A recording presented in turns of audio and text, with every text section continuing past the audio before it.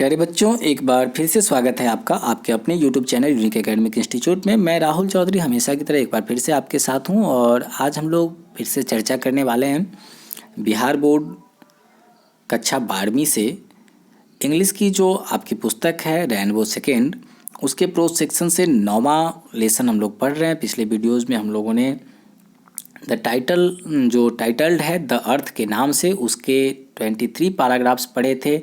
Johnson और Benji की कहानी को पढ़ा था हम लोगों ने और 24 पैराग्राफ से हम लोग इस वीडियो में लाइन बाय लाइन हिंदी अनुवाद करने वाले हैं। अगर आपने पिछला वीडियो नहीं देखा है तो आप उसको देख लें और अगर आपने अब तक इस चैनल को सब्सक्राइब नहीं किया है तो इसको सब्सक्राइब भी कर लें, क्योंकि यहाँ आपको 12th स्टैंडर्ड से जुड़े हुए हिंदी और अंग्रेजी के सभी वीडियोज़ मिलने वाले हैं। इवन की पोइट्री सेक्शन के वीडियोज़ आपको प्लेलिस्ट में अवेलेबल है। प्रोज सेक्शन के इससे पहले 8 लेसन के वीडियोज़ अवेलेबल हैं जिसमें line by line Hindi explain किया गया है और आपकी प्रॉब्लम को दूर करने का हर संभव प्रयास किया गया है। तो चलिए हम लोग हर्बर्ट अर्नेस्ट वेल्स के द्वारा रचित द अर्थ टाइटल का 24वें पैराग्राफ से अध्ययन करते हैं।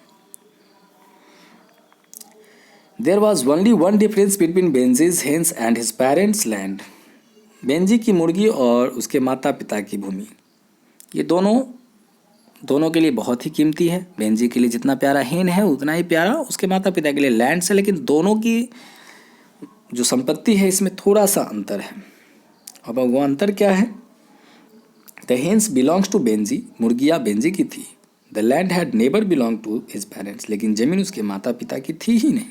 जो 4 एकड़ ज़मीन जिसके बारे में ये कहा जा रहा था कि वो ज़मीन उसके माता पिता की है, लेकिन वो उनकी थी नहीं। वो had rented it now for 40 years, जिसने इसे अभी से 40 साल पहले से किराए पर ले रखा था। ऑन अ ईयरली टेनेंसी, जिसमें वार्षिक रेंट देना पड़ता था उन लोगों को। From a man named Sanders, एक आदमी जिसका नाम सैंडर था, वह ज़मीन उसी की थी। They had often spoken of buying the land, जो बेंजी के माता पिता से कई बार ज़मीन खरीदने की बात कहते थे। वो कहते थे बेंजी के माता पिता से कि आप 40 वर्षों से इसको किराए पर ले रखा है, लेकिन आप इसको खरीद लो। But somehow the scheme never came to anything, पर किसी न किसी कारणवश यह बात नहीं बनती थी। It was easier for Benji's father to stand at the door and talk, or to talk in the pulpit and trust in God, than to make a business proposition. एक व्यवसाय की बात करने के बजाय बेंदी के पिता जो थे वो दरवाजे या उपदेशक मंच पर खड़ा होकर भगवान में लुप्तप्राय और विश्वास में बात करना उनके लिए बड़ा आसान था। तो वो उन चीज़ों पे बहुत ध्यान देते थे, अपने काम पर ध्यान देने की बजाय, अपने व्यवसाय पर ध्यान देने की बजाय, और शायद यही कारण था। And now at 65 years they were too old to think of buying land, और इसलिए उन्हें लगता था कि 65 वर्ष की अवस्था में ज़मीन खरीदना उनके बस का नहीं है। ये काफ़ी पुरानी बात होगी, वो काफ़ी बूढ़े हो चुके हैं और शायद वो इतनी रकम कभी नहीं जुटा पाएंगे कि वो 4 एकड़ ज़मीन खरीद सकें। Even if there had been any money for buying land, अगर ज़मीन खरीदने के लिए कुछ पैसा भी होता तब भी शायद वो 65 वर्ष की अवस्था में ज़मीन खरीदना पसंद नहीं करते। 25th पैराग्राफ में आते हैं। And suddenly the land was for sale, और अचानक से अब वो ज़मीन बिकने के लिए था। देयर लैंड देयर अर्थ, उसकी ज़मीन, उसकी धरती, जो उसकी ज़िंदगी थी।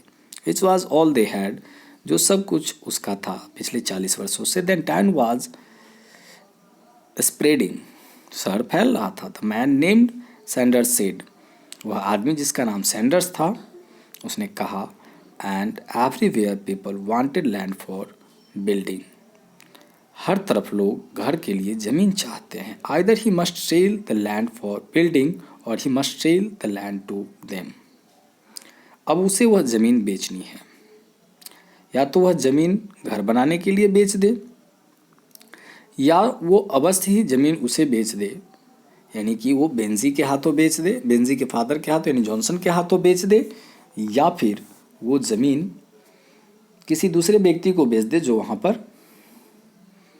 घर बनाना चाहता है। यानी उसने उसके जॉनसन से कहा कि या तो आप इस ज़मीन को खरीद लीजिए, अन्यथा व्यवस्था है मेरी कि मैं किसी न किसी के हाथों ये ज़मीन बेच दूंगा।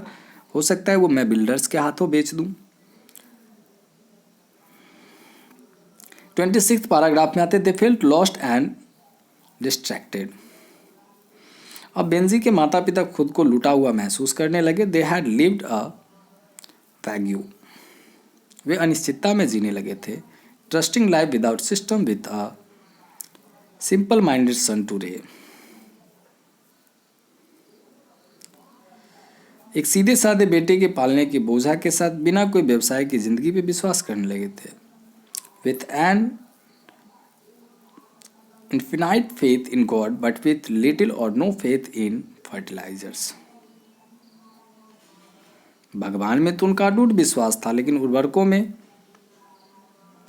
बिल्कुल विश्वास नहीं था। As a result they had nothing, जिसके नतीजे के फलस्वरूप, यानी जिसके फलस्वरूप उनके पास कुछ नहीं था। वो हमेशा जब खेती भी करते थे तो भगवान भरोसे करते थे, यानी खेत में उर्वरक डालना भी पसंद नहीं करते थे, इसलिए उनकी खेती अच्छी नहीं होती थी। और खेती अच्छी नहीं होती थी तो उनको बचत अच्छी नहीं होती थी, और जब बचत ही अच्छी नहीं होगी तो पैसा कहाँ से आएगा। और इस कारण से उनके पास कुछ था नहीं, भगवान भरोसे वे चलते थे। तो कभी उनको इतना लाभ हुआ ही नहीं कि वो इतना पैसा बचा सके कि ज़मीन खरीद सके। Even the earth which they had regarded as inviolate, यहाँ तक कि वह धरती जिसे उन्होंने सुरक्षित माना था, वॉज नॉट देयर्स, वो भी अब नहीं था। And was about to be taken away from them, और उसके हाथ से जाने ही वाला था। यानी कि वो जो संपत्ति जिसको अपना मानकर चल रहे थे, अब वह भी उनके हाथ से बहुत जल्द जाने वाला था। 27 पैराग्राफ में आते हैं, देखते हैं क्या कहते हैं। डीपली एंड पेनफुल्ली अपसेट, बोझित और प्रताड़ित, पूरी तरह चिंतित, they went to the man named Sanders, वह उस आदमी के पास गए जिसका नाम सैंडर्स था, और यानी कि वो ज़मीन जिसकी थी। And told him how it was, और जो उसके दिल में था सो कह दिया। और क्या कहा उन्होंने, देखिए 28 पैराग्राफ में। I don't see no way of getting the money, पैसा पाने का मुझे कोई जरिया नज़र नहीं आता। बेंजीज फादर से, बेंजी के पिता ने कहा, so we must get out at McCallums, that's all.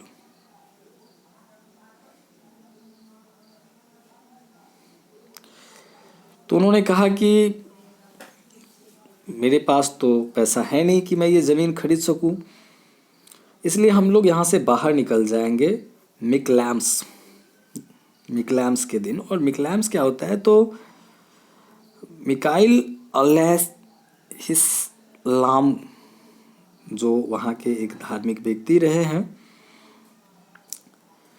उनका जन्म दिवस है। 29 सितंबर को ये मनाया जाता है। तो उन्होंने वो तिथि दी कि मिकलैम्स के दिन, और मिकलैम्स ईसाइयों के जो एक धर्म गुरु हैं मिकाइल अलैहिस्सलाम, उनका जन्म दिवस मनाया जाता है 29 सितंबर को। तो उस तिथि को उन्होंने कहा कि वो घर खाली कर देंगे, बस इतना ही कहना है। बेंजी के पिता ने कहा, किससे कहा, सैंडर्स से कहा कि उनके पास तो पैसा है ही नहीं, तो वो ज़मीन खरीदेंगे कैसे, इसलिए खाली कर देंगे समय पे। 29 पैराग्राफ में देखते हैं क्या कहा। डोंट यू वरी, तुम्हें चिंतित नहीं होना है। सैंडर्स ने कहा, don't surprise me, you can't see your way to do it, तुम्हें दूसरा चारा दिखाई नहीं देता। कहकर मुझे आश्चर्यचकित मत करो, but I can tell you this, लेकिन मैं तुम्हें यह कह सकता हूँ। If you can't buy it, अगर तुम इसे नहीं खरीद सकते, somebody not far away will, कोई जो तुमसे इतना दूर भी नहीं है खरीद सकता है।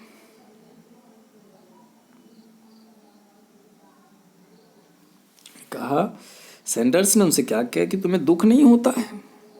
सैंडर्स ने कहा, don't surprise me, you can't see your way to do it, तुम्हें दूसरा चारा नहीं दिखाई देता है। कहकर मुझे आश्चर्यचकित मत करो, but I can't tell you this, लेकिन मैं तुम्हें ये कह सकता, I can tell you this, मैं तुम्हें ये कह सकता हूँ। If you can't buy it, अगर तुम इसे नहीं खरीद सकते हो, somebody not far away will, कोई जो तुमसे इतना अधिक दूर भी नहीं है खरीद सकता है। Who will by it, they said, कौन खरीदेगा, उन लोगों ने पूछा। बेंजी, ही सेड, उसने कहा बेंजी यानी तुम्हारा बेटा इसको खरीद सकता है। They went home feeling that this was the supremely important moment of their lives। वे घर में ये महसूस करते हुए गए कि उनके जीवन का सबसे महत्वपूर्ण क्षण था। It seems like the moment of reward। ऐसा लग रहा था जैसे प्रतिफल का क्षण हो। If their faith had been shaken, जैसे उन लोगों के विश्वास विचलित हुए थे, उन लोगों की जो धारणा थी कि बेंजी बड़ा भोला है वो टूट गया था। It was now completely whole again. ये तो अब पूरे का पूरा फायदे का सौदा था। They saw that there could be joy and satisfaction and ultimate good even in the rising of a simple minded son. उन्होंने देखा कि एक सीधे साधे बेटे को पलने पर भी खुशी और संतुष्टि और अंतिम सुख मिल सकता है। वो अंदर से बिल्कुल प्रफुल्लित हो रहे थे कि उनके बेटे ने तो उनकी प्रतिष्ठा बचा ली, जो वो पूरी ज़िंदगी नहीं कर पाए उसे एक ऐसे बच्चे ने कर दिखाया जो बहुत सिंपल माइंडेड, जिसको वो समझ रहे थे, यानी जिसको उन्होंने कभी अहमियत नहीं दिया, उस बच्चे ने आज उनकी लाज रख ली। और वो स्वयं पे गौरवान्वित हो रहे थे कि एक सिंपल माइंडेड बच्चे को पालने का भी इतना अच्छा रिवार्ड उनको मिला। और फिर उन्होंने अपने बेटे से कहा, we never knew Benji, Benji हमने कभी जाना भी नहीं, वी नेवर इवन सस्पेक्ट, हम कभी भनक भी नहीं हुई। दे सेड, उन लोगों ने कहा, what made you do it, तुम्हें किस चीज़ ने ऐसा करने को उकसाएगा। What are you going to do, तुम क्या करने जा रहे हो। 24 पैराग्राफ में आते हैं, I am going to put on more incubator houses Benji said, Benji ने कहा कि मैं अधिक इंक्यूबेटर, अंडे सींचने के लिए मशीन जो होती है उसके लिए घर बनाने जा रहा हूँ। Again as when they had given Benjies the passbook they did not speak, they had expected something else. फिर से उसी तरह जिस तरह उन लोगों ने बेंजी को पासबुक देते समय कुछ जाहिर नहीं किया था, पर वे लोग कुछ और उम्मीद लगाए बैठे थे। आज फिर उनके पास ऐसा ही विकल्प है कि वो कुछ समझ नहीं पा रहे हैं कि वो बोले क्या। वो बेंजी से कुछ और ही उम्मीद लगाए बैठे थे कि बेंजी शायद उस ज़मीन उन लोगों को खेती करने के लिए ही देगा, लेकिन बेंजी ने कहा कि वो उसका उपयोग दूसरे तरीके से करने वाला है। किस तरीके से करने वाला है, तो वो अपने अंडे सेचने की मशीन लग के लिए घर बनाने वाला है। 25 पैराग्राफ में आते हैं, again as when they had given Benjy's passbook they did not speak, they had expected something else, यानी फिर उसी तरह से उनको निराशा हाथ लगी जैसे पासबुक देते समय लगी थी। आज फिर वे कुछ और उम्मीद लगाए बैठे थे, लेकिन बेंजी ने कुछ और ही कर दिया। Without quite knowing what a word, a small concession, perhaps an assurance that things would go on as before, शायद एक छोटी रियायत, एक आभार के शब्द, एक आश्वासन की हर चीज़ जैसा पहले था उसी तरह चलता रहेगा। बट देयर वाज नथिंग, लेकिन ऐसा कुछ नहीं था। Only the same simple finality, केवल वही सरल अंतिम औपचारिकता। As when Benjy had taken possessions of the passbook, ठीक उसी तरह से जैसे बेंजी ने पासबुक स्वीकार करते समय किया था। दे वेयर मोमेंटियरली पेन्ड, वे क्षणिक रूप से नाराज थे। Then they knew again why it was, फिर से तब ये जान गए थे ऐसा क्यों था। There are some things which are forgivable to a simple minded man, कुछ ऐसी चीज़ें होती है जो एक साधारण दिमाग वाले व्यक्ति के लिए क्षमा करने योग्य होता है। द सिंपल माइंडेड, सरल बुद्धि का, as they knew quite well do not always understand, जबकि वो सब कुछ अच्छी तरह जानता था, उसके अभिभावक नहीं समझ पाए। उसके पेरेंट्स कभी इस बात को नहीं समझ पाए कि बेंजी अब सब कुछ अच्छी तरह समझता है और वो जो कर रहा है वो अपने हिसाब से कर रहा है, बल्कि इनसे किसी प्रकार की वो मदद नहीं ले रहा है, वैचारिक मदद भी नहीं ले रहा है। जबकि उसके पिता को लगता था कि वो वैचारिक रूप से मदद करने में बहुत ही समृद्ध है और अपने बच्चे को सही रास्ता बता सकते हैं, लेकिन बेंजी ऐसा अवसर देना नहीं चाहता था। इस बात से उनको तकलीफ होती थी, लेकिन उनके पास कोई चारा था नहीं सिवाय ये सोचने के कि बेंजी एक सिंपल माइंडेड लड़का है और वह इन बातों को नहीं समझता है। 36 पैराग्राफ की तरफ आते हैं। By this time Benji was almost 40, इस समय तक बेंजी लगभग 40 का था। And it was only to them that he remained reminded a simple minded man, और यह केवल उनको लगता था कि वह अभी भी एक साधारण दिमाग वाला व्यक्ति है. As his new hygienic chicken houses began to cover first one strips of his father's former land, जैसे ही उसकी नई स्वच्छ चिकन घरों ने उसके पिता की पूर्व की जमी के पहले पट्टे को ढांकना शुरू कर दी थे, एंड देन अनदर, और फिर दूसरे पट्टे में with the grey passage of हेन डंग, भूरे रंग की मुर्गियों की ये गोबर. अब उसने धीरे धीरे करके अपने पिता की उन ज़मीनों पर, पिता की ज़मीनों पर नहीं बल्कि उन ज़मीनों पर जिसे उसने खुद ही खरीदा था, वहाँ अब एक तरफ तो उसके मुर्गियाँ रहती थी और दूसरी तरफ मुर्गियों के गोबर, मुर्गियाँ जो गोबर करती थी वो रखा जाता था, और जो एक प्रकार का खाद होता है. Eating their way into the bound tilled earth, पूरी जोती हुई जमीन के रास्ते को निगलते जा रही थी. यानी बेंजी ने अपने पिता के जमीन के 2 टुकड़े में से एक टुकड़े में मुर्गी का फार्म बनाया और दूसरे टुकड़े में मुर्गी का मलमूत्र रखना शुरू कर दिया. यानी पूरी जमीन पर उसने कब्जा कर लिया. He began to be the largest poultry farm on that side of the town. वह शहर के छोर पर एक बाद पोल्ट्री फार्मर बनने लगा था. यानी सबसे बड़ा पोल्ट्री फार्मर बनने की रेस में वह काफ़ी आगे आ गया था. इन appearance he had change to, अपने चाल ढाल में भी बदलाव शुरू कर दिया था उसने. ऑलवेज बिग लिम्ड, हमेशा की तरह लंबा चौड़ा. He had now become rather fat, वह अब मोटा भी होने लगा था. His eyes were still a simple blue, उसकी आंखें अभी भी एक साधारण नीली सी थी. And soft fair hair still grew thickly on his face, और नरम सफ़ेद बाल अभी भी हल्का हल्का उसके चेहरे पर जमा हुआ था. बट नाउ, लेकिन अब, सेट इन फैट फ्लैश, मोटे होने के कारण, the eyes seemed much smaller, आँख बहुत छोटा दिखने लगा था. They were no longer the eyes of a simple minded man, अब वह मंद बुद्धि वाले व्यक्ति की आँख नहीं थी. They were the eyes of a man who in a simple way is quite cunning. अब वे आंखें उस आदमी की थी जो साधारण रूप में शातिर दिमाग में. अब वो ऐसा लग रहा था जैसे वह आदमी दिखने में तो बहुत साधारण है लेकिन उसका दिमाग बहुत ही शातिर, बहुत ही खतरनाक और एक परिपक्व बिजनेसमैन का हो, ऐसा प्रतीत हो रहा था. 37th पैराग्राफ में आते हैं. नो वन बट बेंजी, कोई नहीं बल्कि बेंजी एट दिस टाइम, इस समय, knew how many hens and chickens he processed. Benji के अलावा इस बात को कोई नहीं जानता था कि उसके पास कितनी मुर्गी हैं और कितने मुर्गे के बच्चे हैं.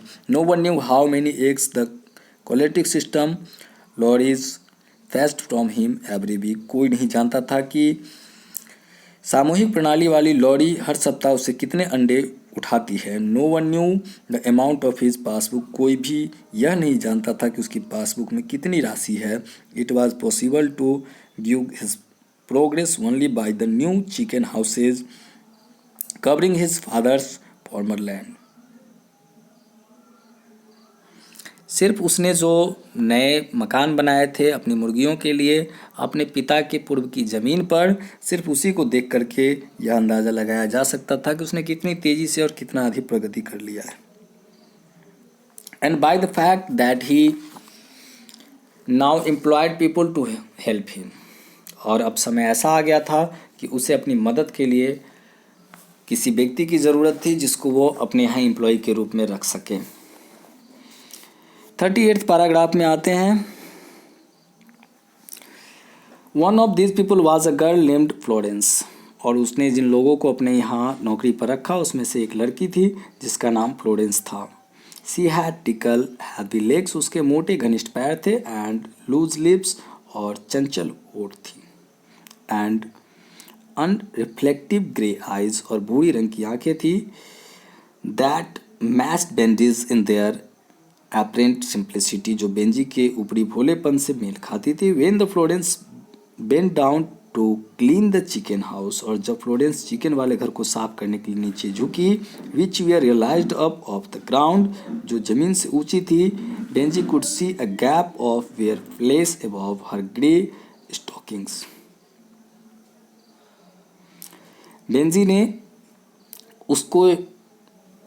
बेंजी की नज़र उसके शरीर पर गई और उसने मोजे के ऊपर बेंजी के खुले बदन को देखा. और this shadows of deep breasts beneath her smock, या उसके कुर्ते के अंदर उसके शरीर को, गुप्त छाया की प्रतिछाया को बेंजी ने देखा, यानी उसके शरीर के उन आकर्षक अंगों पर बेंजी की नज़र गई जिसने बेंजी को प्रभावित किया। इन अ लिटिल वाइल, थोड़ी देर में Benji was catching Florence about the waist. Benji Florence के कमर के आसपास हाथ डाल दिया। कुछ ही देर में बेंजी अपने आप को नहीं रोक पाया और उसने फ्लोरेंस को अपनी बाहों में जकड़ लिया। In the warm dark incubator houses, गर्म इंक्यूबेटर हाउस के अंधेरे कमरे में, and for the first time in his life, और ज़िंदगी में पहली बार, he had some other interest besides hens, पहली बार उसने अपने जीवन में मुर्गियों के बाहर कुछ अलग चीज़ों में रुचि प्राप्त की। यानी बेंजी जो अब तक सिर्फ मुर्गियों में उलझा हुआ था, आज फ्लोरेंस को देखने के बाद उसकी भावनाएं जो है वह परिवर्तित हो गई और वह फ्लोरेंस के काफ़ी करीब अपने आप को महसूस करने लगा। In become clear to him that his father and mother did not like Florence, ये उसको पता चल गया कि उसके माता और पिता फ्लोरेंस को पसंद नहीं करते। This simple understanding Christ girl, मामूली लड़की, which ugly legs and a mouth that would not keep shut, बेढंगे पैर और जिया वाली जो कभी बंद नहीं होती थी। But Benji did not need a distinct intelligent girl, लेकिन बेंजी को विशिष्ट और तेज दिमाग वाली लड़की की ज़रूरत नहीं थी। Even if one would have looked at him, अगर कोई इस प्रकार की लड़की उसकी तरफ देखे तब भी, he needed woman to help with the hens, उसे ज़रूरत थी एक ऐसे औरत की जो मुर्गी पालन में उसकी मदद करे। एंड सून, और जल्द ही वाज सेइंग, वह कहने लगा, that he and Florence would be married, कि वह फ्लोरेंस से शादी कर लेगा। ऐसी घोषणा बेंजी ने कर दी। यानी अब जो है स्थिति ऐसी हो गई है कि बेंजी अब इतना परिपक्व हो चुका है कि वह अपने फार्म में काम करने के लिए कुछ स्टाफ की बहाली करता है। और इस दौरान क्या होता है कि उसमें एक लड़की भी होती है जिसका नाम है फ्लोरेंस। और जब वो कभी फ्लोरेंस को ऐसे देखता है, जब फ्लोरेंस के शारीरिक उभारों को या शारीरिक आकर्षण को जब वह देखता है, तो बेंजी अपने आप को नहीं रोक पाता है और वह फ्लोरेंस के काफ़ी करीब आ जाता है। हालांकि बेंजी के माता पिता को फ्लोरेंस बिल्कुल पसंद नहीं है, इसलिए वो नहीं चाहते हैं कि दोनों की शादी हो, लेकिन बेंजी को वैसी ही लड़की चाहिए जो मुर्गी पालन में उसकी मदद कर सके। इसलिए बेंजी किसी की परवाह किए बिना यह घोषणा कर देता है कि वह फ्लोरेंस से शादी करने वाला है। As with the passbook and the land, जमीन और पासबुक हथियाकर, his father and mother were not prepared for that, उसके माता पिता इसके लिए तैयार नहीं थे। उसके माता पिता नहीं चाहते थे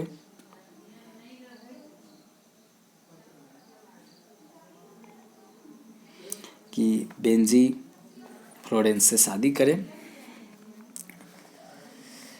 41 पैराग्राफ की तरफ अब आते हैं।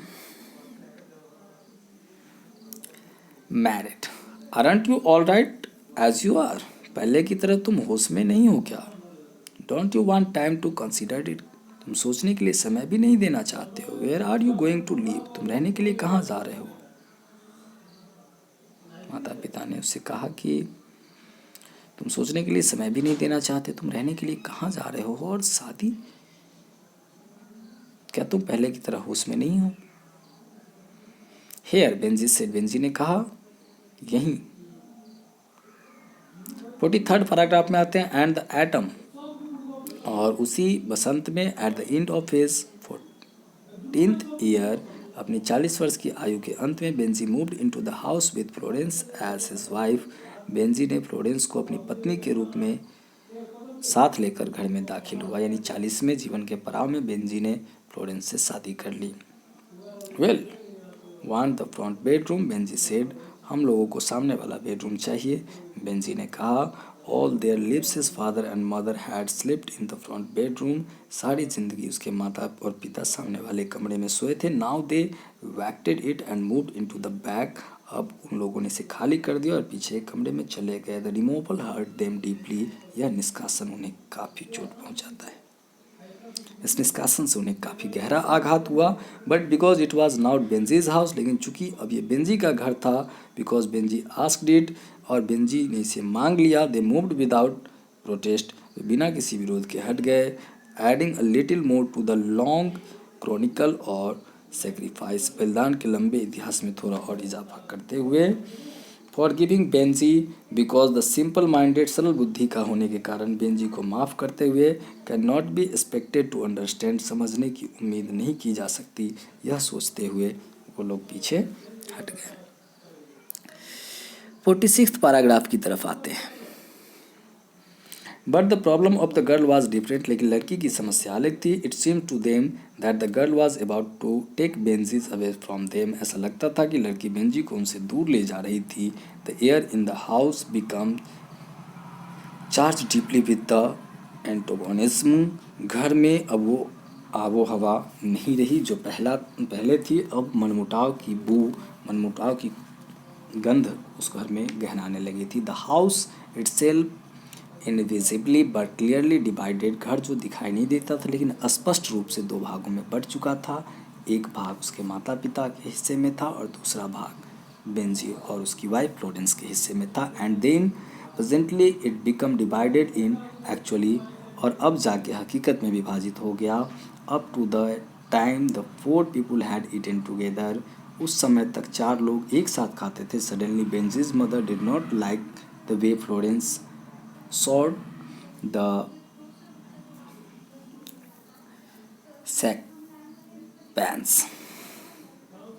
suspense। अचानक बेंजी की माँ को फ्लोरेंस के सस्पेन मांजने का तरीका पसंद नहीं आने लगा। I always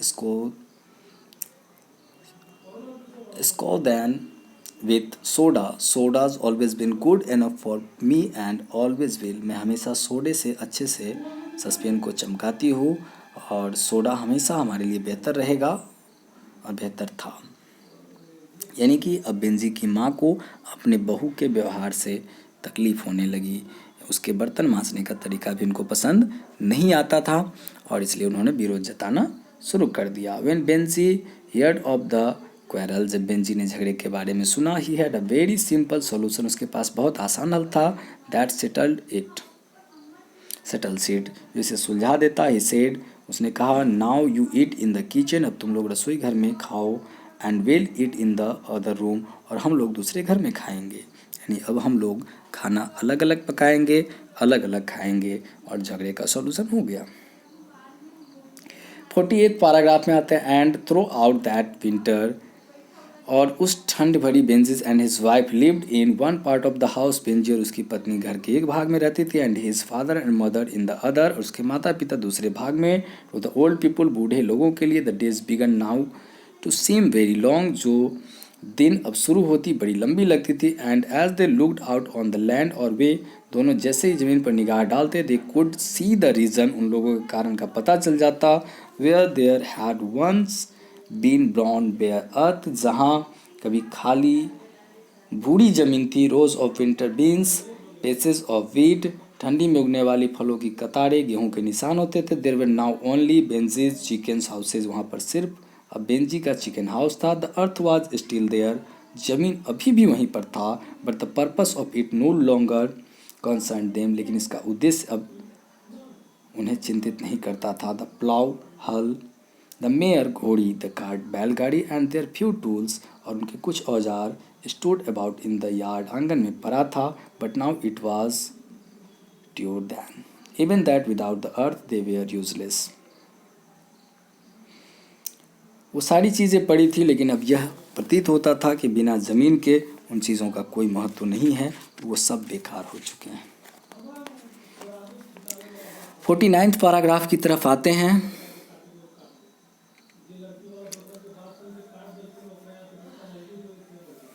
as the winter went on, जैसे जैसे सर्दी जाने लगी, and the 4 people were more and more confined indoors, और चारों लोग घर के अंदर अधिक से अधिक सिमटने लगे थे। The division in the houses become an enormous gap, घर के अंदर का बंटवारा एक बड़ा फासला बन गया था।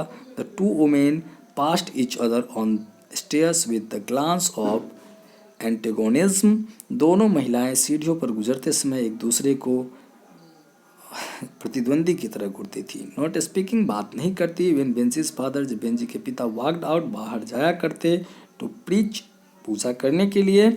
ऑन संडेज, रविवार को, ही वॉकड स्लोली एंड ब्रोकेनली, वह धीरे धीरे और टूटे हुए चलते। With the steps of an old man, एक बूढ़ा आदमी की चाल, बूढ़े आदमी की तरह चलता। Only Benjy's appeared not to be upset, सिर्फ बेंजी था जो परेशान दिखाई नहीं पड़ता था। Preoccupied with his hands, अपनी मुर्गियों से घिरा हुआ। इट वॉज एज इफ, ऐसा लगता था। The emotions of normal people, सामान्य लोगों की भावनाओं ने never penetrated beyond his plump hairy face, उसके रोआदार शक्ल में कभी नहीं घुसा था। एंड द आइज, और आंखें, that looked so harmless and simple still, जो अभी भी इतना निर्दोष और सरल लग रहा था। जहाँ उसके माता पिता बहुत चिंता में थे, वहाँ बेंजी अभी भी बिना किसी दबाव और परेशानी के दिखाई दे रहा था। जहाँ उसके पिता अब रविवार को पूजा कराने जाते तो ऐसा लगता मानो उसके कदम आगे नहीं बढ़ रहे हैं और एक बूढ़े व्यक्ति की तरह आगे बढ़ रहा था, जबकि बेंजी बिना किसी परेशानी और बिना चिंता के अपने मुर्गियों में घिरा था। उसका चेहरा आज भी उतना ही निर्दोष दिखाई दे रहा था। But in the end it was Benji who made the decision, लेकिन अंत में यह बेंजी ही था जिसने निर्णय लिया। बेंजी को लगा कि अब घर में सब कुछ सामान्य नहीं रहने वाला है, इसलिए उसने इन समस्याओं से निपटने के लिए एक निर्णय लिया।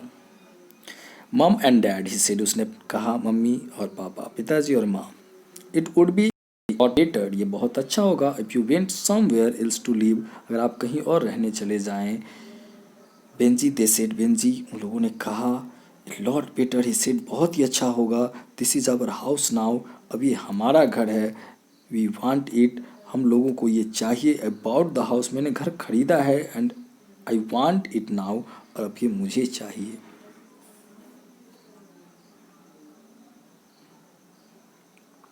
बेटे ने माँ बाप से कहा कि बेहतर होगा कि अब आप कहीं जाएं। वो कुछ और नहीं कह पाए। उन्होंने कहा, बेंजी, बेटे ने कहा, हाँ यही बेहतर होगा कि अब आप लोग कहीं और चले जाएं, क्योंकि ये हमारा घर है, हमने इसे खरीदा है और यहाँ रहने का अधिकार हमें ही है। और 54 पैराग्राफ में फिर माता पिता कहते हैं, बेंजी, वो इससे ज़्यादा नहीं कुछ कह पाए। बेंजी ने कहा, I bought it and I want it, मैंने इसे खरीदा है और ये मुझे चाहिए। बेंजी सेड अगेन, बेंजी ने दोहराया, I want you to go, मैं चाहता हूँ कि आप चले जाएं। अब माता पिता ने कहा, बेंजी, वी कांट गो, हम लोग नहीं जा सकते। हिज मदर सेड, उसकी माँ ने कहा, we got now where to go, हमें कहीं जाने का कोई चारा नहीं, हम कहाँ जाएंगे, हम कहाँ रहेंगे। वी गॉट नाउ वेयर, हमें कुछ नज़र नहीं आता। You have got to get out, Benji shouted. कहा, उन्होंने दलील दी कि अब हम बूढ़े हो चुके हैं, हमारे पास कोई विकल्प नहीं है, हम कहाँ जाएंगे, हम पे तरस खाओ। तो बेंजी चिल्लाया, you have got to get out.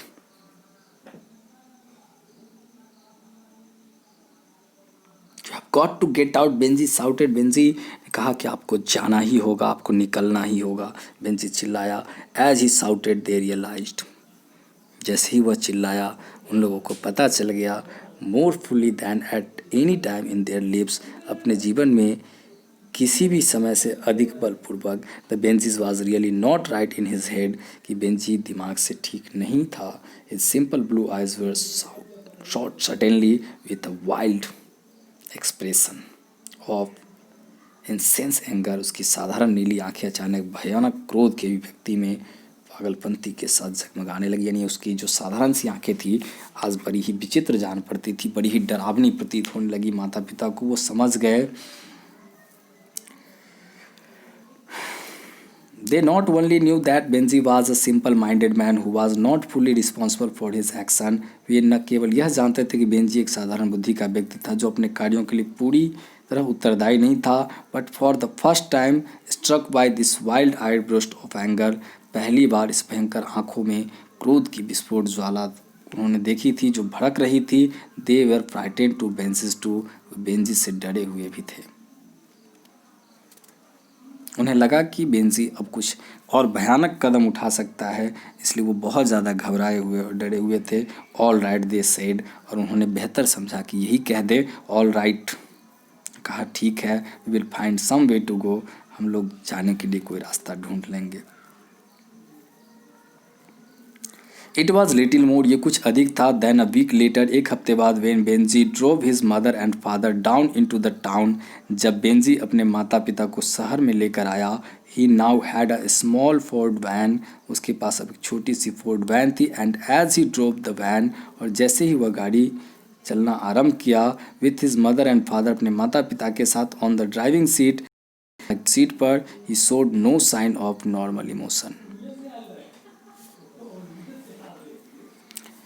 आज बेंजी अपनी गाड़ी, जो फोर्ड गाड़ी थी, उसमें अपने माता पिता को बैठाकर ड्राइवर की जगह पर बैठा और वहाँ से चलना शुरू किया। माता पिता ने देखा कि उसकी आंखों में कोई भावना नहीं थी। इट वॉज क्लियर दैट, ये साफ था कि he did not understand the meaning of affection, स्पष्ट था कि उसे लगाव की परिभाषा नहीं मालूम, और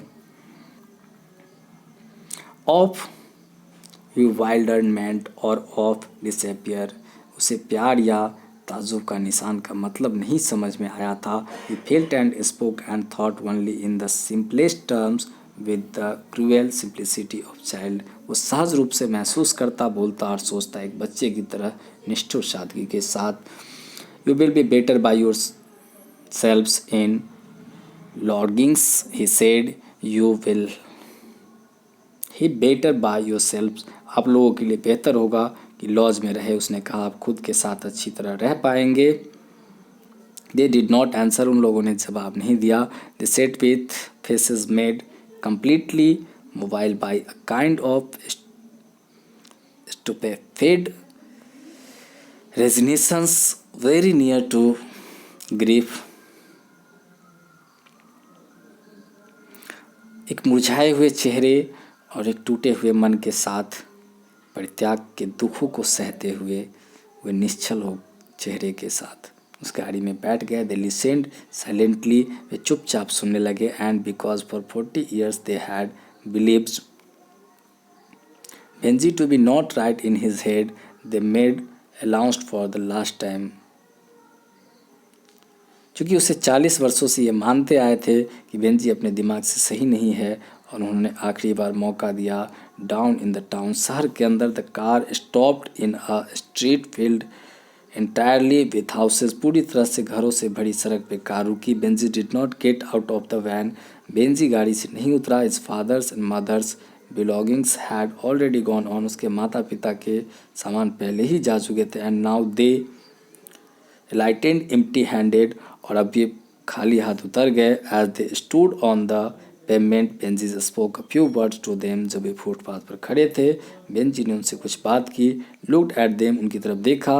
विथ अनमूव्ड सिंपल आइज, उन्हें अपनी निर्दयी सरल आंखों से देखा। एंड देन ड्रॉप अवे, और फिर चल दिया।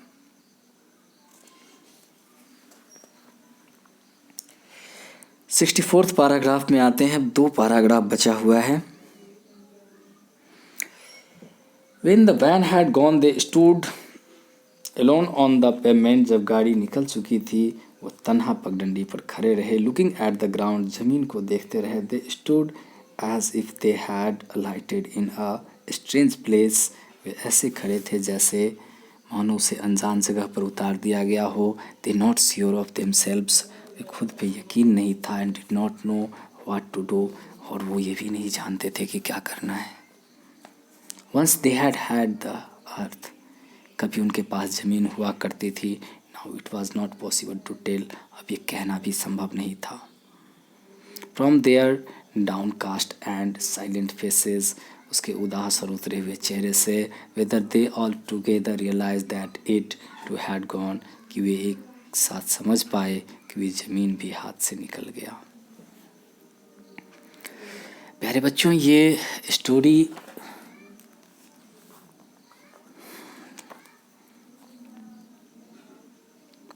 मुझे नहीं लगता है कि मैं ये कहूँ कि आशा करता हूँ कि आप को अच्छे से समझ में आई होगी ये story, because I think one of the most emotional story it is given by H E. Weights.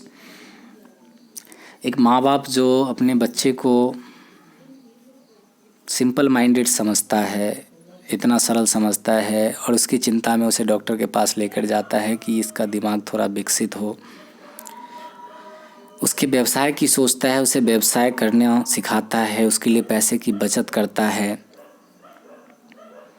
जिसने अपने जीवन में 2 ही संपत्ति अपने जीवन में समझी थी, एक ज़मीन का टुकड़ा और दूसरा अपने बेटे को, और बेटे को बढ़ाने में स्वयं को गौरवान्वित महसूस करता है, एक एक रुपये उसके नाम से बचत करता है। वह लड़का जब बड़ा होता है, माँ बाप फिर भी उसकी गलतियों को ये सोचकर माफ़ करते रहते हैं कि ये बच्चा है, सिंपल माइंडेड है और भावनाओं को नहीं समझता है। वही बच्चा जब शादी करके आता है तो अपने माँ बाप को, बूढ़े माँ बाप को घर से निकाल देता है। अक्सर ऐसे मौके आते हैं जब आप अपने पेरेंट्स से ये कह बैठते हैं कि आपने मेरे लिए क्या किया। क्रोध की ज्वाला में एजुकेशन एक ऐसा सब्जेक्ट है जिस पे जितना अधिक चर्चा किया जाए कम है। जब शिक्षा का उद्देश्य यहाँ तक सीमित हो जाए कि हम सिर्फ पैसा कमाना और अपने लिए जीना शुरू कर देते हैं तो वो निराधार होता है। पेरेंट्स के योगदान को जीवन में कभी नहीं भुलाया जा सकता है, और मुझे लगता है कि मुझे ये आपसे कहना चाहिए कि ये लेसन आपको बहुत कुछ सिखाती है। अगर आप गौर से उन शहर के उन छोटे छोटे होटल की तरफ देखेंगे जहाँ 12 साल, 13 साल, 14 साल का बच्चा प्लेट धोता हुआ नज़र आता है, तो शायद आपको ये समझ में आ जाएगा कि आपके पेरेंट्स ने आपके लिए क्या किया है। और आप ज़िंदगी में चाहे कितना भी कुछ कर लें, उनके योगदानों को, उनके त्याग को भुला नहीं सकते हैं। पेरेंट्स की अपनी एक अपेक्षा होती है, उनकी अपनी एक जीवन शैली होती है। ये पॉसिबल है कि उनकी विचारधारा और आपकी विचारधारा एक जैसी नहीं हो, क्योंकि इस दौरान एक जनरेशन गैप होता है और उनके सोचने का अंदाज़, आपके सोचने का अंदाज़ बिल्कुल अलग होगा, इसमें कहीं कोई दो राय नहीं है। लेकिन यह संभव है कि हम अपनी शिक्षा के बदौलत, अपनी सोच के बदौलत उनको ये कन्विंस कर सके कि विच इज़ बेटर, या यह संभव है कि कुछ चीज़ों पर हम भी सेक्रीफाइस करें और उनके भावनाओं की कद्र करते हुए थोड़ा बहुत नुकसान उठा लें। जब माँ बाप अपने बच्चों को पालता है, उस समय जब वो दूध पीने के योग्य भी नहीं होते हैं, तब उन्हें बताता है कि तुम्हारे जीवन के लिए भोजन कैसे प्राप्त होगा, और अपने स्तन से माँ उसको दूध पिलाती है। जब वो चलना नहीं जानता है, उसको चलने का अभ्यास कराती है। कलम पकड़ना नहीं जानता है, उसका अभ्यास कराती है। और अंत में बड़ा होने के बाद जब बच्चा यह समझने लगता है कि वह अपने माँ बाप से बहुत आगे है, बहुत तेज़ है, होना भी चाहिए, तेज़ होना कोई बुरी बात नहीं है, लेकिन इतना भी तेज़ नहीं होना चाहिए कि उन्हीं माँ बाप का तिरस्कार कर दिया जाए। I would like to tell you frankly, my dear friends, if you don't know the importance of parents in your life, you'll never be educated. Education just teaches how to live respectfully in this society, and money never describes your reputation. अगर आप अपने parents के लिए नहीं हो सकते तो आप किसी के लिए नहीं हो सकते। अगर आप अपने पेरेंट्स की रिस्पेक्ट नहीं करते तो फिर आपसे कोई अगर ये अपेक्षा करता है कि आप उसकी रिस्पेक्ट करते हैं तो वो उस आदमी की गलती होगी। उसे कभी भी ऐसा नहीं सोचना चाहिए। Sorry, I think I am going to be emotional and it is not necessary to be emotional with you, but hope you understood better this time what is the importance of this lesson for you for whole life. Thanks, goodbye. We will meet again tomorrow with the next video, with next lesson. Hope you enjoyed this video, and also hope you learn something from this lesson and never tries to behave with your parents rudely. Goodbye, friends.